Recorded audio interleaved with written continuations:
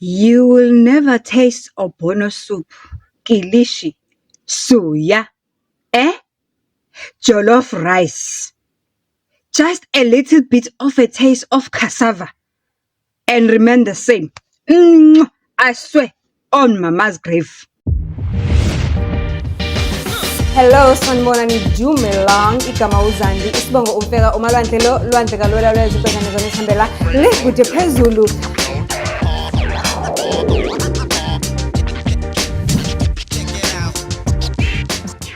Do join. Uyabona-ke mase sisuke sesingomama bomthandazo sesimenyiwe sesiwabeke kanje amatshali sesithi uyingcwele lalela onendlebe yokuzwa makezwe ngoba hayibo zingena zilandelana ezakathinda futhi I swear ukuthi kwanalo thinda wawenzelwe ama-Nigerian kuphela ngoba hayibo angifuni ukumosha isikhathi sakho namhlanje.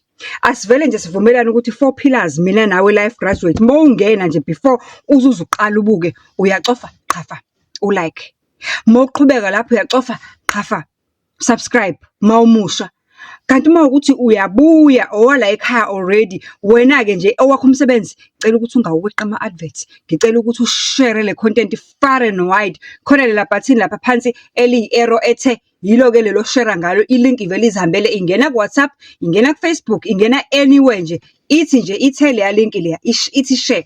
So ngiyacela share this content far and wide. These are not just your ordinary story times.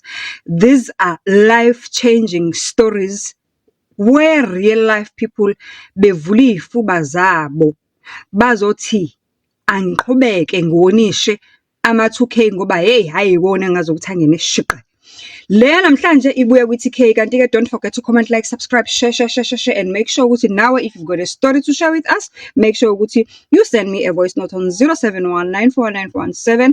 If ukuthi uyanqena uku-voice note you can write to me on Facebook, you can write to me on TikTok, and please don't forget to go and follow me on Instagram because laphayana ke on Instagram siyavota. Just find Conversations with uZandi Mfeka and siyavota, sivotela ama-influencer awards, Best Podcast 2025.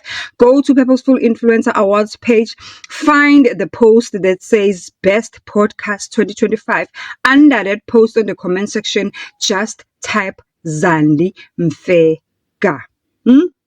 Ungakhohlwa ke futhi I've got this initiative whereby if kukuthi subscribe wakuleli khaya uyazibuka izindaba zethu uyayibuka i-podcast uyayibuka yonke into ezekala ekhaya and you are only less than 1,000 subscribers, I am willing to coach you. Just holler me, DM me, you can even leave a comment on the comment section and we'll take the conversation further from there because I want to give back to people who are supporting me in many different ways. And don't forget to give me super thanks. Ngithokozise nje ungijabulise ungipha ama super thanks and appreciate the work that I do here. And you can also join channel memberships of which you get already sengiqalile ngiyabafakela i-content yabo exclusive. Ama-channel members wala ekhaya, it's only 20 rand. To round it off, it's only 20 rand. Kanti ama super thanks, they start from any amount that you have. It's a story. Hey, ayiculisi kodwa namhlanje. Guys, ayizonke aziculisi kona. Siyacula nje phela ngoba impilo iyaqhubeka. Kodwa ke story time. It's a story time. Bang! Uthi usisi. Sisandile ngiyi-2K mina. Elalingezwa ngohlobo olumangalisayo. Ngicela ukuziceba. Ngani ngoba namhlanje ngikhuluma nawe nje ngihlele kwi-wheelchair. Ubaba wami ngicabanga ukuthi wabulawa yimina. Ngihlele ngizisola all the time ukuthi baba wami kahle kahle wabulawa yimina mina ngikhule ngingane kababa ubaba ebengeve ngithanda bengiyiqanda bengiyile ngane ethi mayishawa mina kuthiwa hey musuqanga wena ngibaleke ngiyothi jobe emva kwababa angifihle. Uthi nje ngakhula ke ngilonto spoiled ekhaya nje angeke ngize ngisho ukuthi besihlupheka ngoba angikhumbuli nolodwa usuku engiye ngalala ngingadlanga mina ekhaya. Angikhumbuli nolodwa usuku engiye ngaya esikoleni ngingenazicathulo ngoba kuthiwa imali yokuthi ngithengelwe ayikho. So kusho ukuthi besingahlupheki. Ngalo ndlela besi right. Kodwa kwenzakaleni na kumina?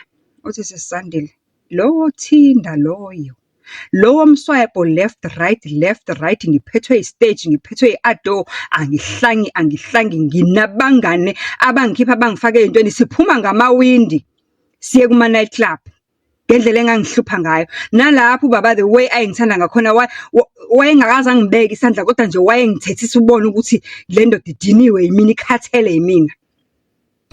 Uthi ake at some point la engeke ngashaya khona last number ila esaphuma khona nabangani bami sayo attenda yini lento attendwa izingane meqeda ukubhala izikole meqeda ukubhala matric pens ntontoni badabula amashati uthi la engahamba khona nga attenda leyo into ngadabula impahla zesikole ngahamba ngingaziwe ekhaya ukuthi ngiphi ngahamba nabangani bami ngahamba 3 days wonke sidla utshwala nje silala sivuka sidla utshwala silala uthi for the very first time ubaba wami wangishaya wangikhama ngibeka unyawo emqaleni ngabehave ke from there and wangithembisa nanokuthi as much as ebekangibekela imali yokuya university kodwa mina kufanele asangiqoqe kusimilo oqala before ngize ngibe out there ngoba ngiyakhombisa ukuthi nalapha kusho ukuthi ngeke ngifike ngifunde ngizofike ngidlale ngemali. Uthi sisizandile yabona ke leyo yangizwisa ubuhlungu sengibona abangani bami bevalelisa behamba besikoleni besi-apply sonke nabo kuma university ngingasahali ngasebuhlungu inhliziyo yami kwathiwa nje wena phansi gap year until you prove ukuthi you can behave and you are fit ukuthi uhambe yela uzofika uziphathe khona ngoba already ukuziphatha wena kukuhlula la endlini uhleli nathi uphuma ngama-window wena uhamba 3 days wena uye ko-pens what uthi hayi-ke ngawuhlala ke lowo nyaka olandelayo sisizandile ke ngihleli ke manje ekhaya ngiwujika nelanga ave ngigada angikwazi ukuthi ngiyaka mangiye tuckshop ufanele ngibike ubaba uze wangakhela i-notebook encane she wants to know all my movements. Ngiye tuckshop ngihambe how many minutes kufanele ngirekhode phansi kulolo book as a result ngabona ukuthi ayikho lento ngoba wayengithembisile ukuthi nje ngaphinda ngenza nala stunt uzongibulala ngizoboshelwa yena. Uthi hayi ngaze ngabona ukuthi ayikho lento angibehave ngibe ingane nami uthi ngangingasaphuma isidalo endlini ngihlalele endlini ngibukela i-TV kushona ilanga ngiwarepeat wonke amasoap adlala ku-TV ngiguqula i-DStv uthi ayikho into engingayazi beyidlala ku-DStv ngoba phela ikhona ekhaya babe-afforda ikhona ekhaya baba uyayi-afforda and ngisayithola i-allowance yami ebengiyiphiwa ngisafunde e-high school usanginikeza nje ubaba o-200 bami o-300 bami ebade ngipha bona ngisafunde e-high school so ngikwazi ukuzithengela ama-pads nezinto ezincane-ke nama-snacks mangilula iy'nyawo so ngisabathola-ke labo 200 labo 300 ebengimane ngiwaphiwa ngisafunda isikole kuthiwa bomkhera inyanga yonke. Hhayi-ke ngabhoreka nkosi yami ngabhoreka uyazi-ke siphila kwi-internet ngabhoreka up until a point la where I wanted something or someone ukuchitha naye isizungu without me having to leave the house. Ngoba phela ngisiboshwe esincane la ngoba mina ngikhathaziwe kahle ngipanishiwe. I'm serving a jail sentence ka 1 year ukuthi angibehave lo 1 year then I'll be given an opportunity ukuthi ngifane nezinye izingane ngihambe ngitheshara. Uthi hayi ke kulo 1 year ngibhorekile ke ngangihleze ngizigoqe ngubeni ke bengiqeda ukucleana ngipheke ngidle ngiguquke nendlu sengikhuluphele izihlathi izingaka ngisidudla.